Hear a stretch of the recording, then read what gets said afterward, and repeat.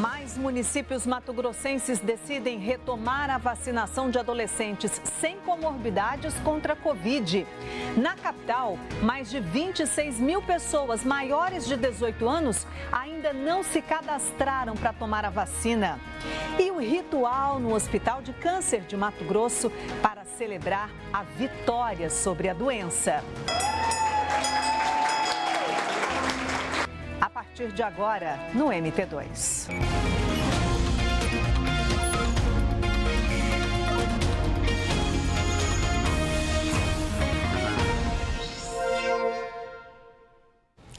Olá, boa noite. Deputados deveriam ter feito hoje a segunda votação da Lei de Diretrizes Orçamentárias do Estado para o ano que vem. A LDO estabelece as metas e prioridades para o orçamento de 2022. Só que a votação foi adiada mais uma vez.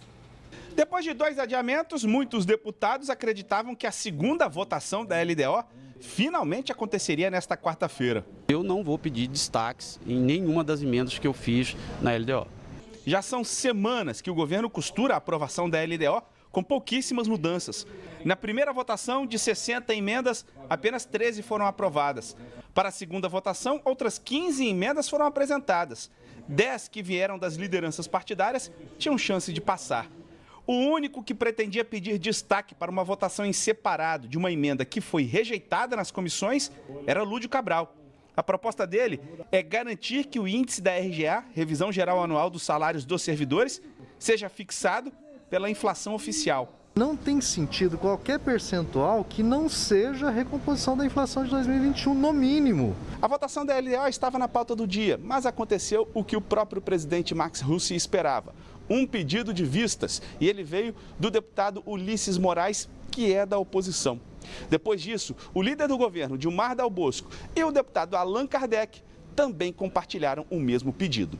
E isso foi possível porque o plenário aprovou a emenda que permitiu o aumento de 1 ponto percentual na RGA de 5,05% para 6,05%. Na minha opinião, é melhor os 6% do que propor 8%, 9%, 10% e vir um veto depois. Então, essa é uma decisão realmente que tem que partir de um acordo com o Executivo.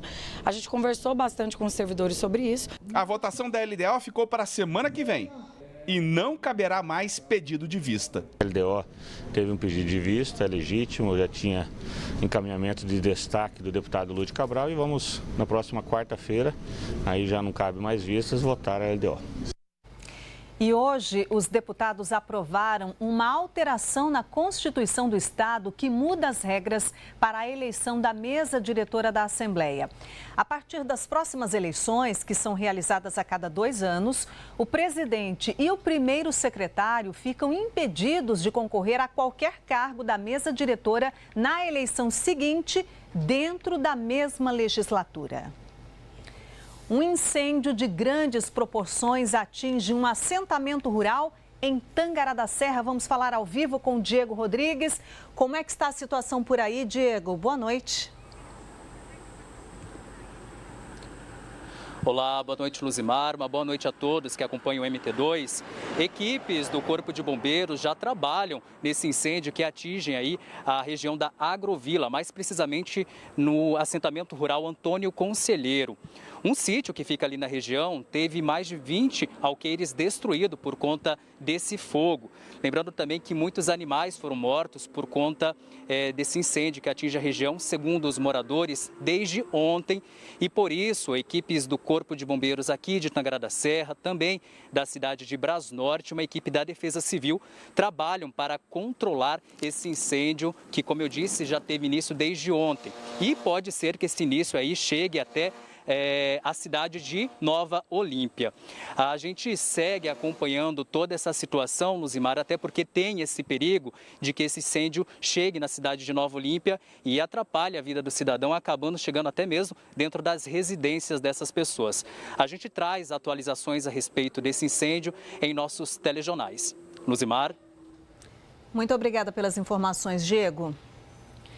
E a polícia prendeu 3 homens suspeitos de assassinatos cometidos em Primavera do Leste. Um deles é acusado de ter matado um motorista por aplicativo a tiros em outubro do ano passado. Esse caso gerou uma grande repercussão na cidade. O motorista de aplicativo Erivaldo Eloy Silva, de 32 anos, foi morto com pelo menos 4 tiros em Primavera do Leste. O suspeito foi preso na zona rural de Pontal do Araguaia pela Polícia Civil.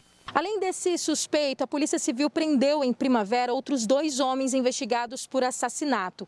Todos eles tinham mandados de prisão expedidos pela Justiça. Os suspeitos presos em Primavera teriam atirado contra Douglas Soares Amorim, de 26 anos. Douglas morreu ainda no local.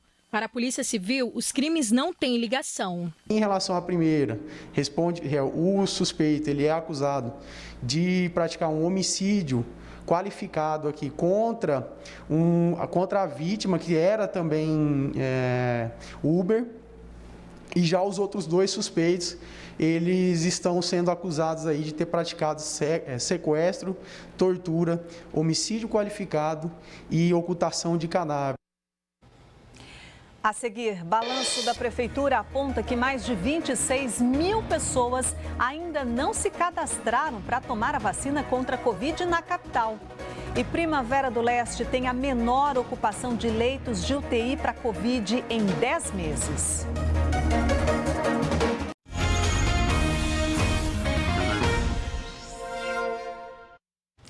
Jaciara vai retomar a vacinação de adolescentes sem comorbidades contra a Covid. Amanhã serão vacinados adolescentes com mais de 13 anos. Jaciara começou a vacinar adolescentes com doenças pré-existentes ou deficiência permanente no último dia 8 e depois passou a aplicar a primeira dose em adolescentes fora desse grupo prioritário.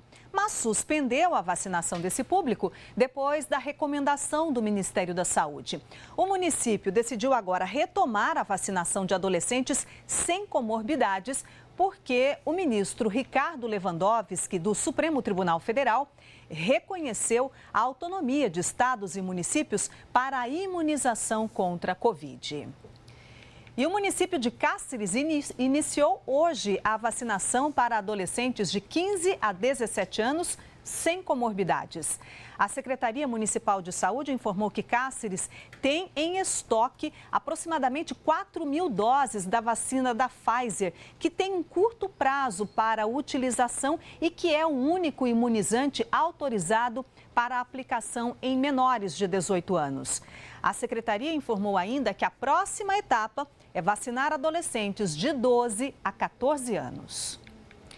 Pouco mais de 8.000 pessoas ainda aguardam o agendamento para tomar a primeira dose da vacina em Cuiabá. O dado foi divulgado hoje pela Prefeitura, que informou também que mais de 26.700 pessoas maiores de 18 anos ainda não se cadastraram para tomar a vacina contra a Covid na capital. De acordo com o Ministério da Saúde, o público acima de 18 anos em Cuiabá totaliza 459.541 pessoas. A estimativa da Prefeitura de Cuiabá é de que 26.749 pessoas acima de 18 anos não se cadastraram no site da vacinação. O maior número de pessoas a serem imunizadas está na faixa etária de 20 a 24 anos. São 4.836 pessoas. Já o segundo maior grupo compreende as pessoas de 18 e 19 anos, com 3.026 pessoas. Até o momento, 86,5% dos moradores acima de 18 anos já tomaram a primeira dose em Cuiabá. Aproximadamente 50% já tomaram a segunda dose ou a vacina de dose única. A atualização mais recente do vacinômetro da capital mostrava que foram aplicadas 627.317 doses de vacinas, o que corresponde a 81,2% de todas as vacinas recebidas. A coordenação da campanha na capital acredita que essas mais de 26.700 pessoas que não fizeram o cadastro ou tomaram a primeira dose em outras cidades ou simplesmente não se interessaram em fazer o cadastro para serem imunizadas. Quem até agora não fez o cadastro, ainda dá tempo. O site é esse aí que está aparecendo no vídeo, que é o vacina.cuiabá.mt.gov.br. Pela primeira vez em 10 meses, a ocupação de leitos de UTI Covid ficou perto de 30% em Primavera do Leste. Esse resultado, segundo os especialistas em saúde, é reflexo do avanço da vacinação, que já atingiu mais de 90% da população acima de 18 anos com pelo menos uma dose do imunizante. Clarice teve Covid há 3 meses. Ainda bem que já tinha tomado a primeira dose da vacina e apresentou apenas sintomas leves. Hoje veio completar o ciclo de imunização. E a importância disso, eu acho assim, porque seria assim para não ter que ficar hospitalizado, tomar essa consciência de fazer a vacina, porque a gente não sabe como que vão ser as reações. Ela é uma das milhares de pessoas que receberam a vacina contra a Covid-19. Quanto mais rapidamente a vacina chega ao braço da população, menor é a demanda por leitos nos hospitais. Em Primavera do Leste, 65.800 pessoas já receberam a primeira dose ou dose única da vacina anti-Covid. Esse número representa 92% da população adulta e 46% estão totalmente imunizadas. Pela primeira vez, a ocupação dos leitos de UTI Covid é de 34,4%, menor taxa dos últimos 10 meses, reflexo da vacinação. O que a gente vem observando nos últimos meses, nos últimos dias aí, é uma diminuição progressiva do número de pacientes com maior gravidade que demandam suporte à terapia intensiva. E isso está diretamente relacionado ao avanço da vacinação em nosso município de Primavera. O veto do prefeito de Rondonópolis, José Carlos do Pátio, ao projeto de lei do chamado Passaporte da Vacina entrou hoje em votação na Câmara de Vereadores. O projeto de lei restringe a obrigatoriedade do comprovante de vacinação apenas a eventos que possam gerar aglomeração. O veto do prefeito José Carlos do Pátio derruba o projeto de lei elaborado pela Comissão de Saúde e aprovado pelos vereadores, que flexibiliza o chamado passaporte da vacina. A proposta pretende tornar obrigatório o comprovante de vacinação com pelo menos uma dose ou teste PCR negativo, apenas para eventos com mais de 300 pessoas. E flexibilizar a medida imposta pelo último decreto municipal, que determina a apresentação da carteirinha de vacinação em todos os espaços de uso coletivo. Mas antes dos vereadores decidirem sobre o veto, o Comitê Gestor de Crise de Rondonópolis tomou uma decisão. Nesta quarta-feira, o comitê se reuniu e ficou decidido que a exigência do passaporte de vacinação será para locais com mais de 300 pessoas. Mas a decisão só passa a valer a partir da publicação de um novo decreto.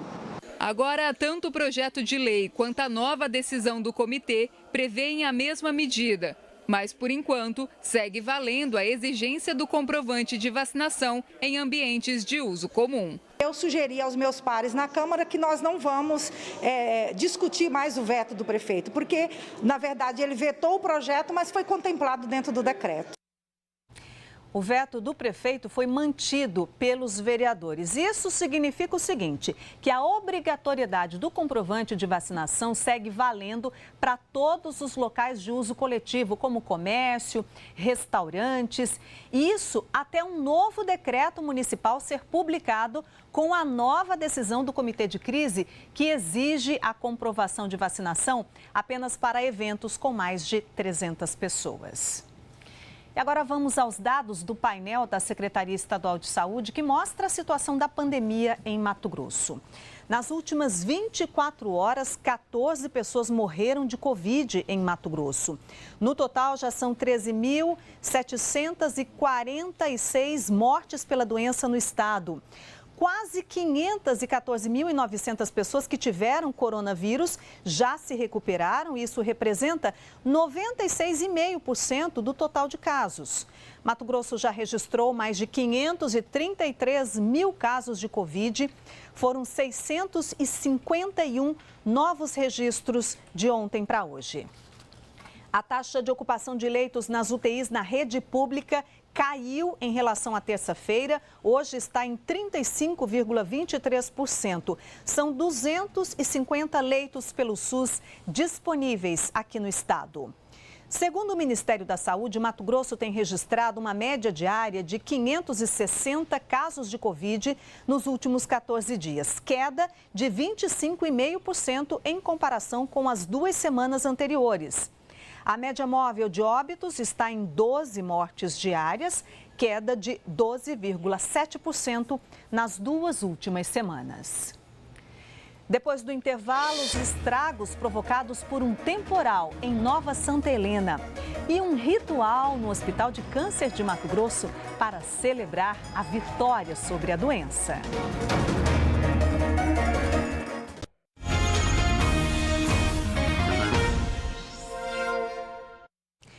Um temporal em Nova Santa Helena, no norte do estado, ontem à noite, derrubou postes e deixou moradores sem energia elétrica. A Defesa Civil alerta para novos temporais em várias regiões do estado ainda nesta semana. Segundo a concessionária de energia, 15 postes foram derrubados pela força da tempestade de ontem à noite em Nova Santa Helena. Apesar do trabalho que se estendeu até a madrugada, a energia para alguns moradores da área rural do município ainda não foi totalmente restabelecida. Segundo moradores, o temporal que durou cerca de 3 horas também afetou casas. O vento que veio acompanhando ela veio muito forte, né? Teve casa destelhada bastante, muro de residências que foi caída, cerca. A nossa feira de agricultura, né, que sempre o pessoal realiza a feira ali, foi destelhada também. Essa semana foram registrados recordes de altas temperaturas associadas à baixa umidade relativa do ar em diversos municípios de Mato Grosso. Segundo especialistas, essa combinação é perigosa e propícia para causar temporais, principalmente agora com a chegada da primavera. Ao longo dos próximos dias, temos até o retorno da chuva de forma mais frequente ao estado de Mato Grosso. As áreas do norte e noroeste devem receber as precipitações. No entanto, esta chuva ela ainda é irregular, pontual, mas pode sim vir com algumas trovoadas. Durante o final de semana, a condição para chuva aumenta. Isso por conta da formação de uma área de baixa pressão atmosférica próximo da Bolívia e também na divisa com o estado de Mato Grosso. Isso fortalece mais os temporais pelo estado e que podem vir acompanhados por rajadas de vento, trovoadas. A Defesa Civil é responsável por alertar a população com antecedência de possíveis temporais. Indica que essa semana já existem sinais de atenção no estado. Em relação aos riscos de chuvas acompanhados com ventos fortes, orientamos a população que não faça a utilização de eletrodoméstico, retire-os da tomada. A concessionária informou que 50 unidades consumidoras continuam sem energia elétrica até o momento na área rural de Nova Santa Helena. Uma força-tarefa continua trabalhando para fazer todos os reparos e restabelecer totalmente o fornecimento. E a concessionária de energia de Mato Grosso inaugurou hoje um centro de operações integrado, que vai monitorar em tempo real a rede de distribuição de energia de todo o estado, 24 horas por dia. Mais de 100 operadores trabalham em regime de escala e acompanham as imagens ao vivo do trabalho feito em campo. Uma das melhorias implementadas é o monitoramento das condições climáticas em tempo real. Os dados serão usados para embasar possíveis medidas, como plano de alerta em caso de temporais, com previsão de atendimento mais rápido à população. E o Corpo de Bombeiros atendeu neste ano em Mato Grosso mais de 400 ocorrências de veículos pegando fogo. Nos últimos dias foram vários registros de carros incendiados. O cuidado com a parte elétrica pode reduzir os riscos. Quem viu essa cena ficou assustado. Há um carro pegando fogo aqui do lado de casa. Isso aconteceu ontem na rua Barão de Melgaço, no centro de Cuiabá.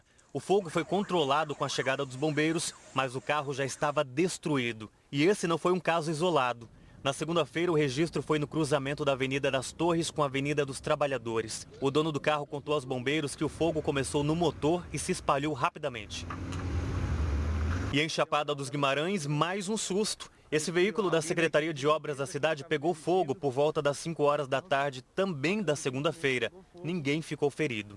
Este ano, de acordo com o Corpo de Bombeiros, foram atendidas 401 ocorrências envolvendo veículos que pegaram fogo, 65 só na capital. O tenente do Corpo de Bombeiros falou sobre a atuação em caso de incêndio. Primeiramente, deve desligar o veículo, retirar todos os seus ocupantes, localizar o ponto específico do incêndio, em posse do extintor de incêndio, utilizá-lo, colocá-lo na vertical. Enquanto essas medidas iniciais elas estão sendo tomadas, o Corpo de Bombeiros deve ser acionado para que possa prover o atendimento devido à situação. Nesses 3 últimos exemplos, o fogo começou durante o dia e bem num período em que Mato Grosso enfrenta altas temperaturas. Componentes eletrônicos devem ser evitados ser largados e deixados dentro do veículo. E também, devido ao calor intenso, pode dar um aquecimento na parte eletrônica, também gerando o princípio de incêndio. Por isso, é fundamental a manutenção da parte elétrica do carro. Quando a gente observa aqui, nós temos a parte da bateria e as distribuições elétricas do veículo.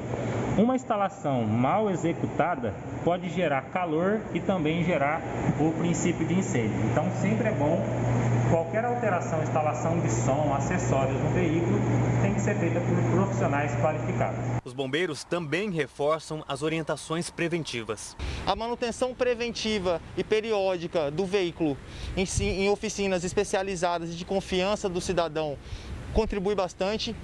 A presença que agora é facultativa, do extintor veicular, verificar, já que o cidadão vai fazer uso dele, verificar o prazo de validade, tomar muito cuidado com o combustível que é colocado no seu carro e sobretudo, evitar o transporte de substâncias inflamáveis no veículo, que são situações que podem colaborar, que podem contribuir para que ocorra um incêndio dessa natureza.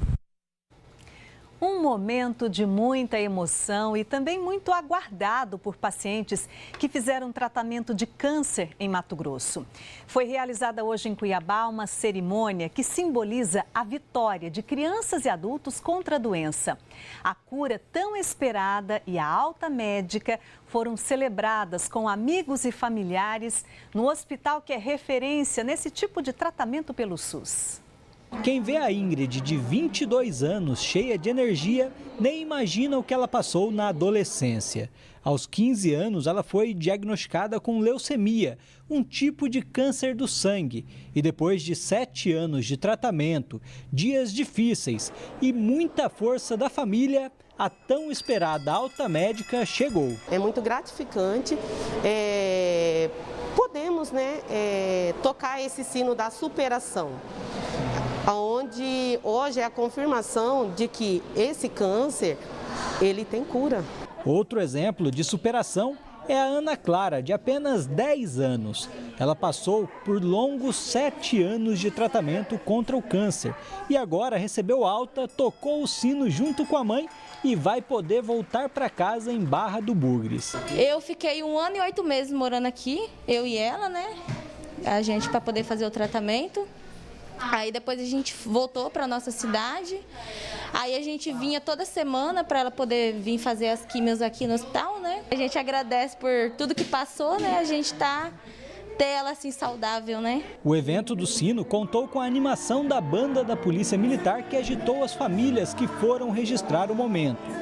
Ao todo, tocaram o sino 13 crianças e alguns adultos. Tem alguns pacientes que já terminaram o tratamento há algum tempo, alguns anos inclusive, que não tiveram oportunidade de vir tocar o sino. E outras que terminaram o tratamento na pandemia e que também não tiveram oportunidade. Então hoje nós realizamos esse evento para que todos realmente que quisessem, que finalizaram o tratamento, pudessem vir fazer o toque do sino da superação. O Hospital de Câncer realiza aproximadamente 100 mil atendimentos por ano.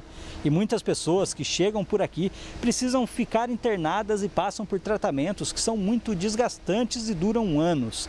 Por isso, o ato simbólico de tocar o sino anunciando a cura definitiva da doença é tão importante para essas pessoas, que podem finalmente sair por aquela porta com a certeza de que venceram a batalha mais difícil das suas vidas. Um momento único, emocionante, devido a tudo que a gente passou nessa trajetória. Quando foi o ano passado, ela recebeu alta e hoje nós viemos tocar o sino da superação. Muita saúde para todas essas pessoas. O MT2 termina aqui, 33 graus neste momento na capital, neste começo de noite, a primeira noite da primavera. Boa noite, até amanhã. Tchau, pessoal.